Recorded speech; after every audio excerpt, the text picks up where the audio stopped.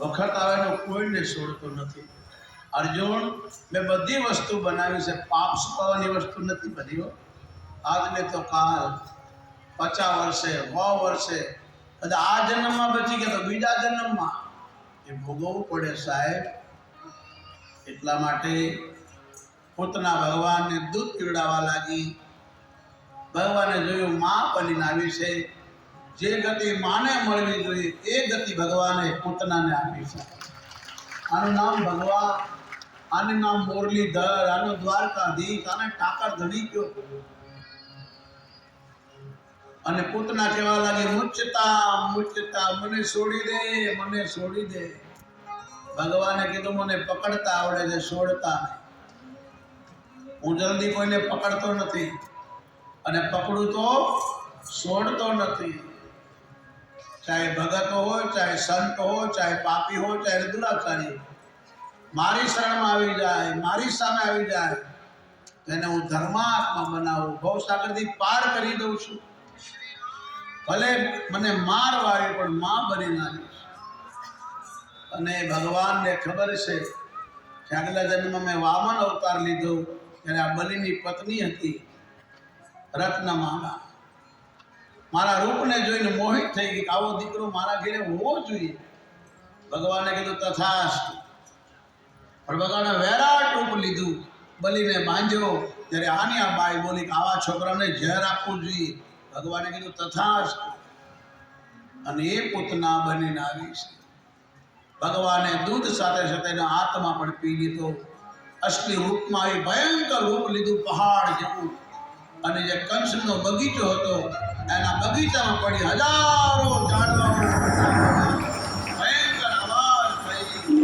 અને બોલે કૃષ્ણચંદ્ર ભગવાન, ભગવાને પૂતનાનો ઉદ્ધાર કર્યો. આ બાજુ નંદ બાબા કંસને કર આપે છે. કંસે કીધું બાપા આટલું બધું કેમ? કે 90 વર્ષે મારા ઘરે દીકરો થયો. 90 વર્ષે નંદ બાબાની 90 વર્ષ હતી એ ટાઈમ. ભગવાન કૃષ્ણ 125 વર્ષના હતા તો યુવાન હતા, ગડપણ નહોતું આવ્યું. આપણને જે ગડપણ આવે છે એ આપણા કર્મનો હિસાબ છે, આપણા પાપનો હિસાબ છે, આપણી ખાણીપીણીનો હિસાબ છે. ને તો આ ભારતમાં 60 વર્ષનો માણસ થાય પછી સફેદ વાળ આવતા. હવે જો છોકરાના વાળે ચશ્મા તો હતા જ નહીં, દવાખાના નહોતા, હોટલો નહોતી. તમારા જમાનામાં બધું આવ્યું અને બીમારી એટલી બધી આવી કે કોઈ પણ દવાખાને જાઓ તો એમ લાગે આખી દુનિયા બીમાર છે. કોઈ પણ દવાખાને જાઓ, પહેલાં તો એક જ દવાખાનું હતું આખા શરીરનું. હવે કાનના અલગ, નાકના અલગ, દાંતના અલગ, મોઢાના અલગ, માથાના અલગ, મારવા શરીરના અલગ અલગ અલગ દવાખાના. તો એક જ દવાખાનું. નાળ પકડીને પૂછે આવા આવ્યો? હા. 3 દિવસ થયા. દહીંને કઢી ખાતા હતા, દૂધને ડુંગળી ખાતા હતા, ઉઈ દાદા. અને હવે પૂછે તમને શું થાય છે? એટલે અમને ખબર હોય તારી પાસે આવો શું થાય છે. એક બેન કે તમને શું થાય છે? ઊંઘ કેમ નથી આવતી? કે અમે કાંતિભાઈ છે ને કે લાખ રૂપિયા માગે છે. એટલે આવડા થાવ છે. હાલો ભર્યા લઈને ગઈ, દરવાજો ખખડાવવા રાખના 12 વાગે. કાંતિભાઈ કોણ? કે મોંઘી બેન. મોંઘી, સસ્તી નહીં. અને શું કામ? એના ઘરવાળા નામે તમે મફતલાલ આપા પૈસા માંગો તો મફતલાલ પેલો ઉધારતો નતો. એને કીધું હું માગું છું કે તમને પૈસા નથી આપવાના, થાય કરી લેજો, હાલો તમે હુઈ જાઓ, હવે ઉધારલાલ જ આપશે. શું થાય છે તમને? હુઈ ગયા. હવે પેલા જેવું ગરમ થઈ ગઈ, આપવાનું હતું ના પાડી તો કહેવાનો વાત.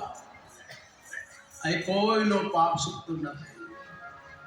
નંદ બાબાને કંસે કીધું તમારા ઘરે દીકરો થયો છે, હું આશીર્વાદ આપું છું, તમારો દીકરો મોટો થઈને એના દુશ્મનોનો નાશ કરશે. હવે કંસને ખબર નથી પહેલો નંબર મારો હશે. ભગવાનને આશીર્વાદ આપે છે, દુશ્મન પણ આશીર્વાદ આપે. આપણી સાચી ભક્તિ હોય ને તે આમાં પડ્યા હોય એક દિવસે પગમાં પડશે, પણ સાચી ભક્તિ હોવી જોઈએ. અને આ તો જગત છે સાહેબ, દુનિયાને જે કહેવું એ કહો. તમારે સારા કામ કરવા છે, ધર્મના કામ કરવા છે, મંદિરોમાં સેવા કરવી છે, માતા પિતાની સેવા કરવી છે, ગૌ માતાની સેવા કરવી છે, દેશની સેવા કરવી છે. આ દુનિયા છે. જો આપણા પ્રધાનને ગાળો નથી દો, આપણા વડાપ્રધાનને નથી ગાળો દેતા કે તેને શું તમારું ખાઈ ગયા? એને કોઈ બેંક બેલેન્સ નથી, કોઈ બંગલા નથી, કોઈ ફોર્મ નથી. મને પૂછો ને સાહેબ, આ યોગીજીને એની બેન ફૂલ વેચીને ઘર ચલાવે છે. ઘરમાં શેર નહીં, છતાં યોગીજી કઈ ઘરે પૈસા નથી આપ્યા, એને કોઈ જમીન નથી ખરીદી. અમારે કોઈ રાજકારણ લેવા દેવા નથી, પણ આ વ્યાજ ગાદી છે. સાચું ના બોલે તમે નુંગરા કહેવાય સાહેબ. ભાઈ નથી ગાળો પડતા. આ દુનિયાને રાજી કરી બહુ કઠણ છે સાહેબ. એટલે મીરાબાઈ કહે છે આ દુનિયા બોલે અને બોલવા દઈએ, આ લોકો તમને બોલે અને બોલવા દઈએ. જે આપણે રામ ભજન, જે આપણે હરિ ભજન. આ દુનિયા બોલે અને બોલવા દઈએ, આ લોકો તમને બોલે અને બોલવા દઈએ. રામ ભજન,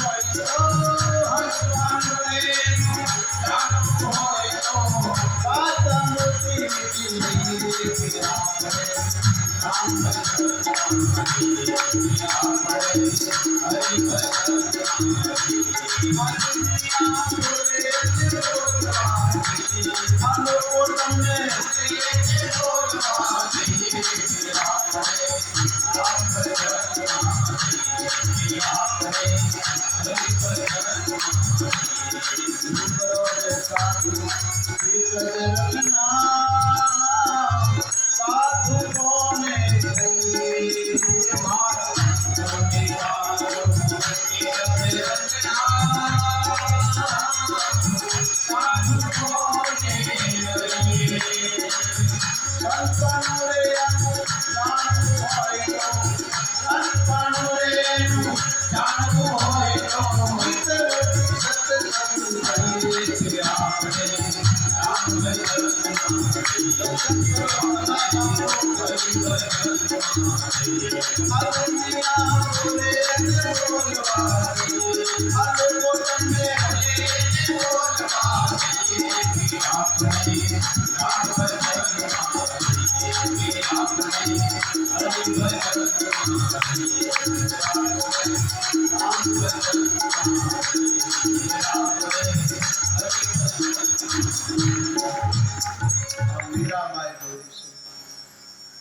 રાજસ્થાન છોડવાનો સમય આવ્યો. બધી બહેનપણીઓ ભેગી થઈ, બધી રડવા લાગી. મીરા, હવે તું જોઈશ તો અમે કોની પાસે બેસીને ભજન સાંભળીશું, અમે કોની પાસે બેન સત્સંગ કરીશું, કોને સંભળાવશું? તારા લીધે મારા પતિ અમને આવવા દેતા હતા કે મારે મીરાબાઈની સાથે ભજનમાં જવું છે, કીર્તનમાં જવું છે, કથામાં જવું છે, સત્સંગમાં જવું. હવે કોને કહેશ? ત્યારે મીરા કહેશે, તમે તમારું ભજન ન છોડતા, દુનિયાને જે કહેવું હોય તે કહે. કાગડો ને કોયલ એક જેવા હોય, પણ કોયલ બોલે તો સારું લાગે, કાગડો બોલે તો લોકોને ઉડાડી દે. સાહેબ, કાગડા જેવા માણસો તમારી નિંદા કરશે, તમારી ઈર્ષા કરશે, અભિમાની હશે, ટણી કરશે, એ નહીં બેહે, નહીં તમારું સાંભળે. એ પોતાનું જ કપ્પો હાચો રાખશે. આવા લોકો કદી કોયલ ન બને, કાગડા જ બને. રાવણમાં તુલસીદાસે ઇન્દ્રનો છોકરો, દેવતાના છોકરાને કાગડો બનાવી દીધો. સીતાજીના ચરણમાં કાગડાનું રૂપ લઈને ચાંચ મારી.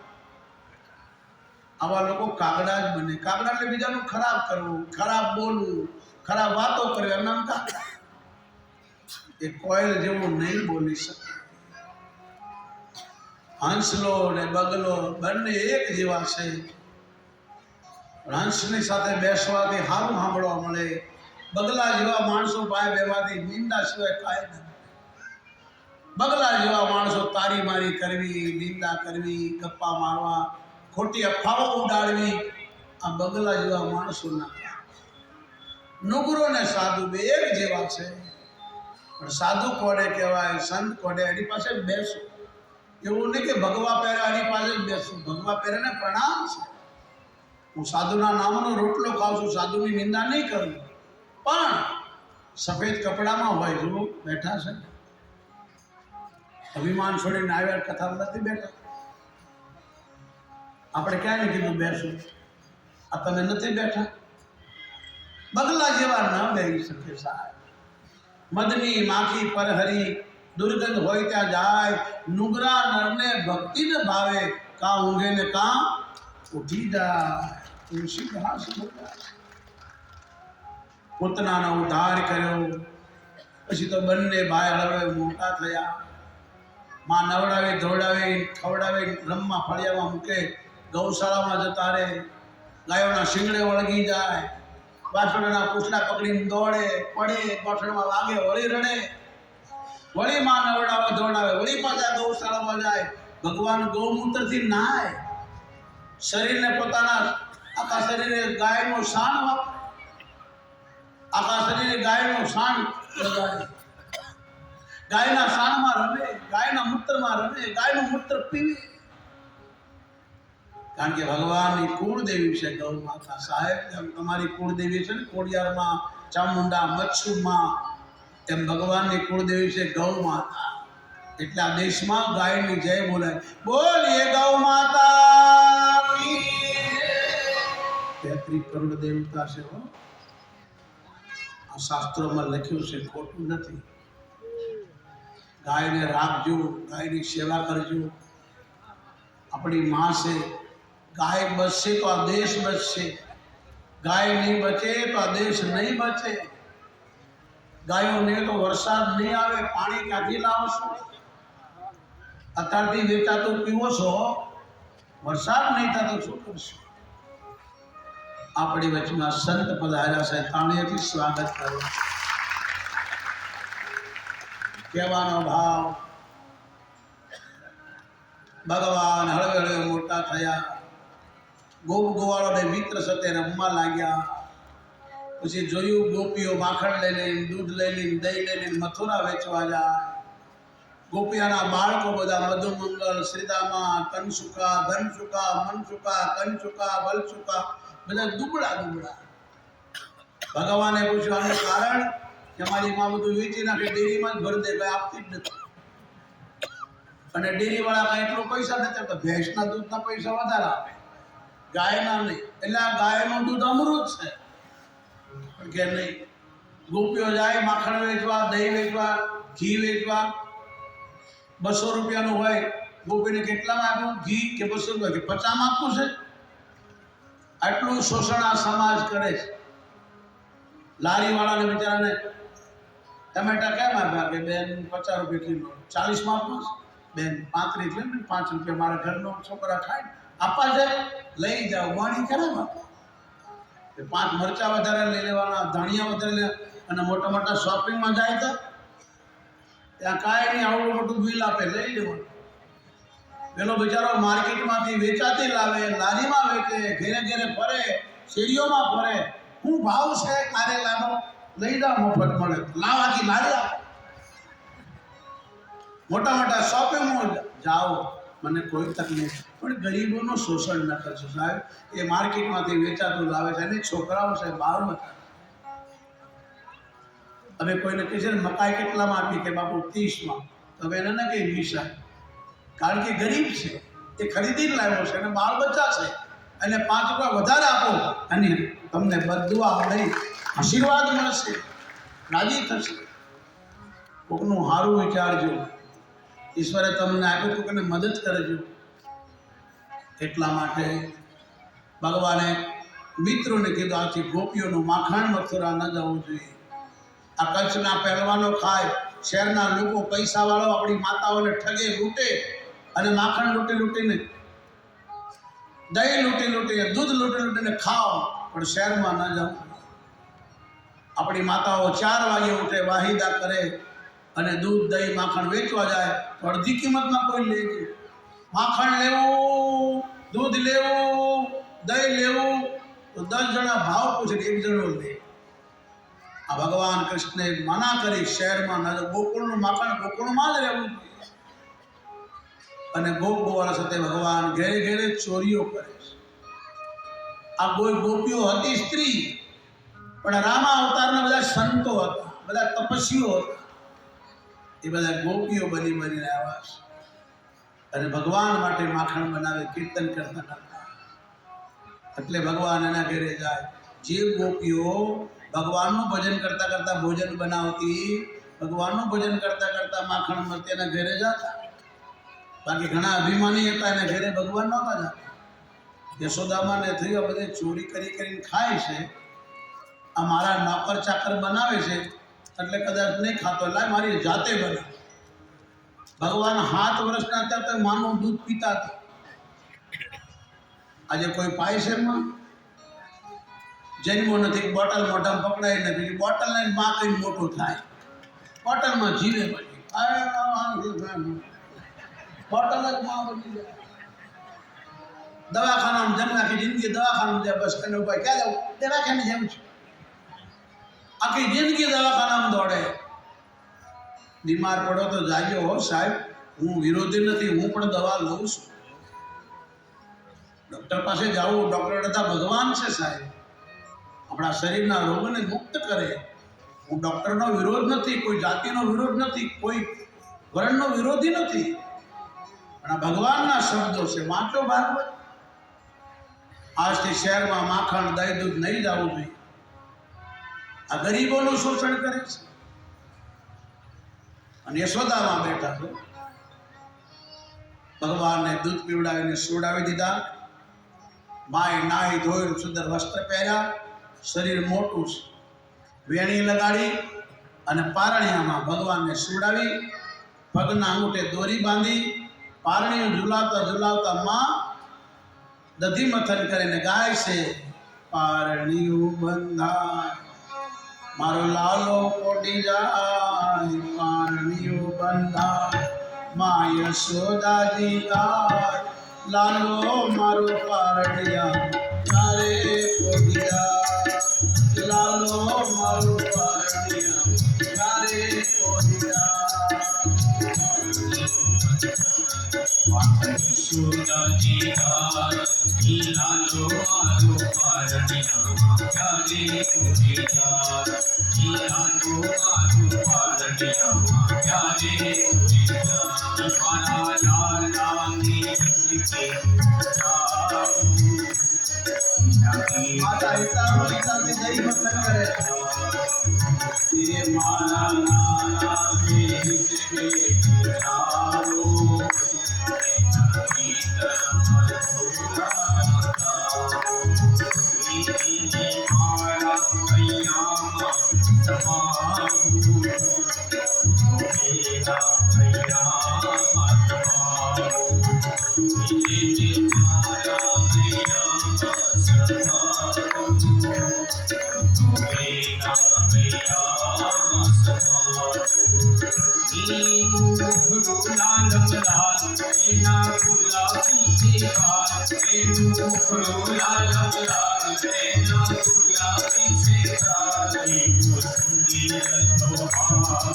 પારણીઓ બંધાય માં યશોદાજી ગાય, પારણીઓ બંધાય માં યશોદાજી ગાય, લાલો મારો પારણિયા તારે કોટી જાય, લાલો મારો પારણિયા તારે કોટી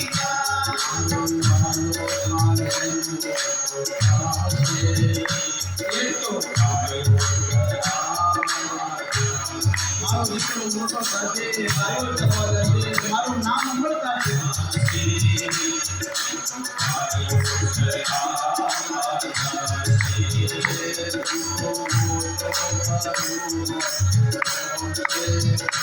મારું નામ